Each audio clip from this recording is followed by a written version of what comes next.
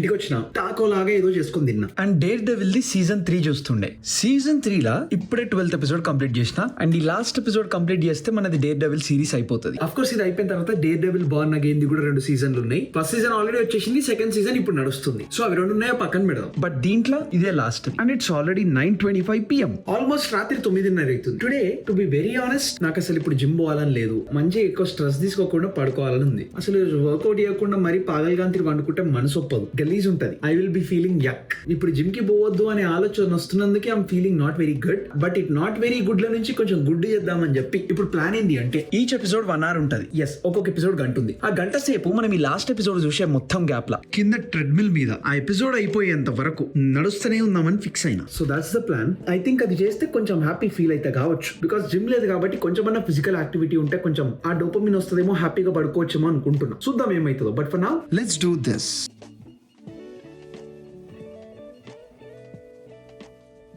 Many hours later. All right.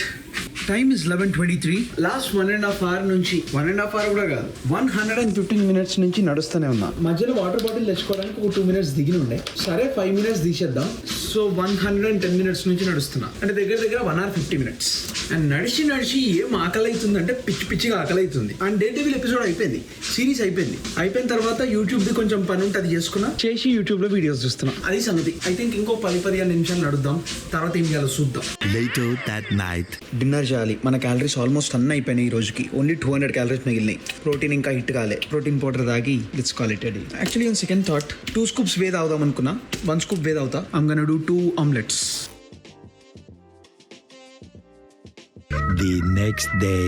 Already నేను treadmill మీద ఒక 2 గంటలు నడిచి లైట్ గా ప్రోటీన్ పౌడర్ ఇంకా ఆమ్లెట్ తినేసి పడుకునే ముందు ఒక పారాసిటమాల్ వేసుకొని పడుకున్నా. అండ్ ఏం బన్న తెలుసా, మస్తు మజా వచ్చింది. సీదా ఇప్పుడే లేచిన. ఆల్సో ఇప్పటిదాకా మైండ్ లో H1B వీసా గురించి ఒకటి నడుస్తుండే. And one talk about it. నేను ఆగస్ట్ 2022 లో యూఎస్ కి వచ్చిన. మే 2024 లో గ్రాడ్యుయేట్ అయినా. జూలై 2024 లో నా ఇనిషియల్ ఓపీటీ స్టార్ట్ అయింది. నెక్స్ట్ జూలై 2025 లో నా స్టెమ్ ఓపీటీ స్టార్ట్ అయింది. అండ్ జూలై 2027 లో నా స్టెమ్ ఓపీటీ ఎక్స్పైర్ అయిపోతుంది. అండ్ నా స్టూడెంట్ వీసా గాన్. ఇది నా టైం లైన్. సో మనం గ్రాడ్యుయేట్ అయిపోయిన తర్వాత నుంచి H1B కి ట్రై చేయాలి అంటే 3 అటెంప్ట్లు ఉన్నాయి. March 2025, March 2026 and March 2027. ఇక్కడ ఒక చిన్న పంచాయతీ వచ్చి పడ్డది. ఏంది అంటే నేను 2024 జూలైలో నా ఇనిషియల్ ఓపీటీ స్టార్ట్ కాగానే హీరో డిజిటల్ అనే కంపెనీలా సీనియర్ యూఎక్స్ డిజైనర్ లాగా స్టార్ట్ చేసిన. అంటే హీరో డిజిటల్ అనేది ఒక డిజైన్ కంపెనీ. వీళ్ళ దగ్గర ఉన్న ప్రాజెక్ట్స్ కోసం, క్లయింట్స్ కోసం వీళ్ళు డిజైనర్ ని హైర్ చేసుకుంటారు. డేటా ఇంకా డిజైన్ 2 తెలిసిన వాళ్ళం మనం దొరికినాం. వాళ్ళకి కావాల్సింది కూడా అదే. సో 2024 లో జాయిన్ అవ్వడానికంటే ముందు ఆఫర్ లెటర్ లా మాట్లాడుకుంది ఏంది అంటే వీళ్ళు ఫస్ట్ ఇయర్ ఆఫ్ ఎంప్లాయ్మెంట్ కి H1B కి కుదరదంట. ఆ first year of employment complete అయిపోయిన తర్వాత అప్పుడు H1B కి కన్సిడర్ చేస్తా అని చెప్పినుండే. సరేలే ఒక ఛాన్స్ పోయినా గానీ మనకి ఇంకా 2 అటెంప్ట్స్ ఉంటాయి కదా, ఆ సెకండ్ ఆర్ థర్డ్ అటెంప్ట్ లో పిక్ అవుతుండొచ్చు అని అనుకున్నా. ఇప్పుడు మనకు ఫస్ట్ జాబ్ ఇంపార్టెంట్ కాబట్టి జాయిన్ అయిపోదాము అని చెప్పి H1B గురించి ఫస్ట్ ఇయర్ కి ఎక్కువ కన్సిడర్ చేయకుండా జాయిన్ అయిపోయినా. I was completely fine with it. తర్వాత ఆల్మోస్ట్ 1 year అయిపోయింది. సెకండ్ ఇయర్ కి వచ్చే టైంలో ఒకసారి మాట్లాడదాం అని చెప్పి H1 గురించి మాట్లాడితే ఒక గుండె బద్దలయ్యే మాట చెప్పారు. ఏంది అంటే నా రోల్ కి సెకండ్ ఇయర్ ఆఫ్ ఎంప్లాయ్మెంట్ కి కూడా H1 వేయడం సెట్ కాదు అని చెప్పారు. ఎందుకు బాయ్ అట్లా, మనం ముందు మాట్లాడుకున్నాం కదా అని అంటే, వెల్ ఇక్కడ కాన్సెప్ట్ ఏంది అంటే మన హీరో డిజిటల్ అనే కంపెనీని హ్యూజ్ అనే ఇంకొక కంపెనీ అక్వైర్ చేసేసింది. సో ఇప్పుడు ఈ హీరో అనేది సెపరేట్ కంపెనీ కాదు, it is a part of huge. So internal policies, rules ఇవన్నీ చేంజ్ అయిపోయినాయి. సో రూల్స్, పాలసీస్ అన్ని గ్లోబల్ గా చేంజ్ అయిపోతే మనం ఏం చేస్తాం? సో ఇవ్వడానికి కుదరదు అని చెప్పిండ్రు. ఇట్లయితే నా ఇమిగ్రేషన్ సిచువేషన్ కొంచెం కష్టం అయిపోతుంది, కొంచెం చూడండి అని చెప్తే నా మేనేజర్ ఇంకా వేరే టీం అంతా బాగా ట్రై చేశారు. బట్ అన్ఫార్చునేట్లీ మనకైతే ఏం సెట్ కాలేదు. ఇక ఇట్లా నడుస్తుంది బాయ్ ఇది సిచువేషన్. సో ఏమైనా ఆల్టర్నేటివ్స్ ఉంటే చూడమని ఉండే. ఈ గ్యాప్ లో లక్కీలీ అకాడిస్ అని ఇంకొక కంపెనీ ఉంది. మా టీమ్ లో ఇంజనీర్స్ కొంతమంది ఇక్కడ పనిచేస్తారు. సో వీళ్ళతో మాట్లాడి సెట్ చేసి అకాడిస్ నుంచి ఒక కొత్త ఆఫర్ లెటర్ వచ్చింది. అండ్ ఇక్కడ H1B కి స్పాన్సర్ చేస్తారు అని చెప్పిన ఉండే. తర్వాత హీరో మేనేజర్ కి ఇట్లా సిచువేషన్ ఉంది అని చెప్పిన తర్వాత మన దగ్గర పాలసీస్ చేంజ్ అయినాయి కాబట్టి ఇప్పుడు ఏం చేయలేము, నీకు ఏది వర్కౌట్ అయితే అదే చేయమని చెప్పిన ఉండే. సో ఇంకా అట్లా అకాడిస్ కి మూవ్ అయిపోయినా. సో అట్లా సెప్టెంబర్ 2025 లో ఆల్మోస్ట్ ఒక 1.5 year హీరోలో పనిచేసిన తర్వాత అకాడిస్ కి మూవ్ అయినా. అండ్ నా చేతిలో ఇంకా 2 H1B అటెంప్ట్స్ ఉండే. వస్తుందో రాదో ఏమైతుందో చూసుకుందాం అన్నట్టే ఉన్నా. ఇప్పుడు ఎట్లా ఏంది, అట్లయితే ఏం చేయాలి, ఇట్లయితే ఏం చేయాలి అని పెద్ద హడావిడికి ఏం ఆలోచన చేస్తలేను. ఎందుకంటే చేతిలో ఇంకా 2 years ఉంది. ఈ సెకండ్ ఇయర్ పిక్ అవ్వకపోతే ఇమ్మీడియట్ గా ఆల్టర్నేట్ పాత్స్ ఏమైనా సెట్ చేద్దాం, అప్పుడు ఆలోచన చేసుడు ఇమ్మీడియట్ గా స్టార్ట్ చేయాలి అని చెప్పేసి అనుకున్నా. అండ్ ఈ second attempt time law and 2026 law H1B visa మీద 2 కొత్త రూల్స్ వచ్చి పడ్డాయి. ఫస్ట్ రూల్ ఏంది అంటే యూఎస్ వీసా లేకుండా నువ్వు ఇప్పుడు యూఎస్ లో లేకుండా వేరే కంట్రీ నుంచి H1B కి అప్లై చేస్తున్నట్టయితే $100,000 ఫీజు కట్టాలి. ఆల్రెడీ యూఎస్ వీసా ఉండి యూఎస్ లో ఉన్న వాళ్ళకి H1B లాటరీకి అప్లై చేయడానికి $100,000 కట్టాల్సినది అవసరం లేదు. సో నార్మల్ గా ఇండియా నుంచి, చైనా నుంచి, ఇంకా వేరే అన్ని కంట్రీస్ నుంచి అప్లై చేసే వాళ్ళు ఎవరైతే ఉంటారో వాళ్ళ employers like Infosys, TCS, Wipro వీళ్ళు ఒక్కొక్కరికి ₹1,00,00,000 ఫీజు కట్టి లాటరీ వేసుడు అనేది చాలా చాలా అన్లైక్లీ కాబట్టి అక్కడ యూఎస్ లో ఉన్న వాళ్ళు కాకుండా బయట నుంచి వచ్చే అప్లికేషన్స్ అన్ని తగ్గిపోయినాయి. అంటే ఆల్రెడీ యూఎస్ లో ఉన్న వాళ్ళకి మనకి ఛాన్స్ పెరిగింది. Next second rule. ఈ సెకండ్ రూల్ ఏంది అంటే వేజ్ బేస్డ్ లాటరీ సిస్టమ్. ఈ వేజ్ బేస్డ్ లాటరీ సిస్టమ్ గురించి చెప్పాలంటే ఫస్ట్ చిన్నగా ఒక 3-4 ఇయర్స్ ముందు ఒక పాయింట్ చూడాలి. ఒక 3-4 ఏళ్ల ముందు పంచాయతీ ఎట్లుంటుండే అంటే నార్మల్ గా H1B అనేది లాటరీ సిస్టమ్ కదా. సో మన పేరు లాటరీలో రాస్తారు. ఒక 3-4 లక్షల ఎంట్రీలు ఉంటే వరల్డ్ వైడ్ మొత్తం కలిపి ఒక 40-50,000 మెంబర్స్ మాత్రం ఆ ఇయర్ కి H1B లాటరీలో పిక్ అవుతారు. సో ఇక్కడ ఇది లాటరీ బేస్డ్ సిస్టమ్ కాబట్టి లక్ మీద డిపెండ్ అయి ఉంటది కాబట్టి మనోళ్ళు ఏం చేస్తుండే ఒక్క ఎంట్రీ రాసే బదులు సేమ్ మనిషి కన్సల్టెన్సీలలో జాయిన్ అయ్యి మల్టిపుల్ లాటరీస్ వేపిస్తుండే. సో మన 2-3 ఎంట్రీలు ఉంటే కొంచెం లక్ పెరుగుతుంది కదా, ఛాన్స్ పెరుగుతుంది కదా పిక్ కావడానికి. సో ఈ పంచాయతీ నడుస్తుండే which is very very unethical. తర్వాత USCIS వాళ్ళు కూడా ఇది రియలైజ్ అయ్యి ఇప్పటి నుంచి మీరు H1Bకి అప్లై చేయడానికి పాస్పోర్ట్ డీటెయిల్స్ అన్ని పెట్టాలి అని చెప్పి చెప్పినండి. ఆ రూల్ వచ్చినప్పటి నుంచి డూప్లికేట్ అప్లికేషన్స్ వేసుడు కొంచెం తగ్గింది. అండ్ దీన్ని ఇంకా కొంచెం టైట్ చేయాలి, ఇంకా కొంచెం స్ట్రిక్ట్ చేయాలని చెప్పి ఈ ఇయర్ వచ్చిన second rule wage based lottery system. అంటే నీ శాలరీని బట్టి నీ పేరు ఎన్నిసార్లు రాయాలో డిసైడ్ చేస్తారు. ఒకవేళ నీకు ఇంత శాలరీ వస్తే నువ్వు లెవెల్ 1 లో ఉన్నట్టు అండ్ నీ పేరు సిస్టమ్ లో ఒక్కసారి ఎంటర్ అవుతుంది. ఒకవేళ నీకు కొంచెం ఎక్కువ శాలరీ వస్తే నువ్వు లెవెల్ 2 లో కన్సిడర్ అవుతావు. అంటే నీ పేరు 2 సార్లు సిస్టమ్ లో ఎంటర్ అవుతుంది. అండ్ ఇంకా కొంచెం ఎక్కువ శాలరీ వస్తే నువ్వు లెవెల్ 3 లో ఉంటావు. అంటే నీ పేరు 3 సార్లు ఎంటర్ అవుతుంది. అండ్ ఇంకా ఎక్కువ వస్తే ద లాస్ట్ 4th లెవెల్ లో ఉంటావు. అండ్ నీ పేరు సిస్టమ్ లో 4 టైమ్స్ ఎంటర్ అవుతుంది. సో ఇది జస్ట్ శాలరీ బేస్డ్ ఏనా అంటే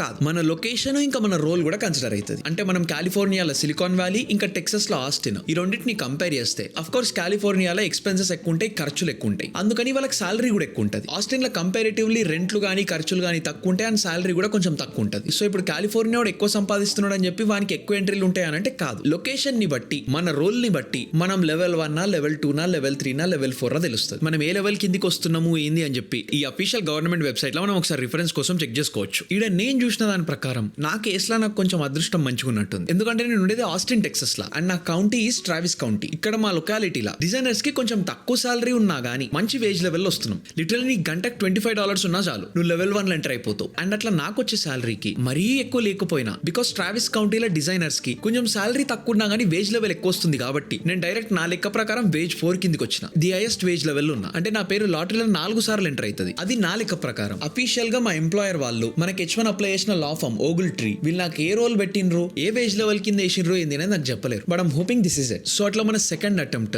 H1B వీసాకి ఫైనలీ అప్లికేషన్ పోయింది. అండ్ ఈ సెకండ్ ఇయర్ కి కూడా వాళ్ళు అప్లై చేస్తారా లేదా ఏంది అన్నట్టు కొంచెం అన్సర్టనే ఉండే. ఎందుకంటే వాళ్ళ దగ్గర నుంచి రెస్పాన్స్ వస్తలేకుండే. ఆల్రెడీ పాత వీడియోలో చెప్పిన కదా. అట్లా ఫైనలీ అప్లై చేసిన తర్వాత రిజల్ట్స్ March 31st వస్తే నాకు నేను సెలెక్ట్ అయినా లేదా తెలవడానికి దగ్గర ఒక 7-8 డేస్ ఎక్స్ట్రా పడ్డది. ఆల్మోస్ట్ అందరు ఎంప్లాయర్స్ అందరు లా ఫర్మ్స్ ఆల్రెడీ క్యాండిడేట్స్ కి సెలెక్ట్ అయ్యారా లేదా చెప్పేశారు. నాకు అసలు అప్డేట్ లేదు, సపోర్ట్ లేదు, ఏం లేదు. బట్ వస్తే వచ్చింది, లేకపోతే లేదు. ఆల్రెడీ రిజల్ట్ వచ్చేసింది కాబట్టి దానికోసం టెన్షన్ పడే వాళ్ళు కొంచెం సేపు ఆగి చిల్ అయిదామన్న మైండ్ సెట్ లోనే ఉండే. ఒకవేళ వర్కౌట్ కాకపోతే ఇంకా మన చేతిలో మన ప్రస్తుతం ఉన్న వీసా అయిపోవడానికి 1.5 year టైం ఉంది కాబట్టి ఈ టైంలో ఏదో ఒకటి పక్కా గట్టిగా సెట్ చేస్తాను నాకు తెలుసు. అందుకే కొంచెం చిల్ ఉన్నా. మేబీ O1 వీసానో EB1 వీసానో లేకపోతే Day 1 CPTనో ఏదో ఒక ఆల్టర్నేట్ అయితే ఎట్లైనా సెట్ చేస్తాను నాకు తెలుసు. అందుకే చూసుకుందామని చెప్పి చిల్ ఉన్నా. But thankfully and luckily I got selected in this attempt. First attempt లో అసలు మనం అప్లై చేయలేదు. ఇప్పుడు ఈ సెకండ్ అటెంప్ట్ లో కూడా కాకపోతే ఓన్లీ ఒక ఛాన్స్ ఉంటుండే. అట్లీస్ట్ ఫస్ట్ అటెంప్ట్ లో సబ్మిట్ చేసి రాకపోతే ఓకే రాలేదు రాబోయే మనది అప్పుడు లక్ బాగాలేదని అనుకుంటుండే కావచ్చు. కానీ కనీసం మనం ట్రై కూడా చేయలేదు కాబట్టి అది అసలుకే మంచి లేదు. ఇప్పుడు H1B లాటరీలో పిక్ అయింది. ఇది అప్రూవ్ అవుతుందా లేదా ఏంది కథ అనేది మనకు అక్టోబర్ లో తెలుస్తుంది. ఇక్కడ ఒక చిన్న ప్రాబ్లం ఏంది అంటే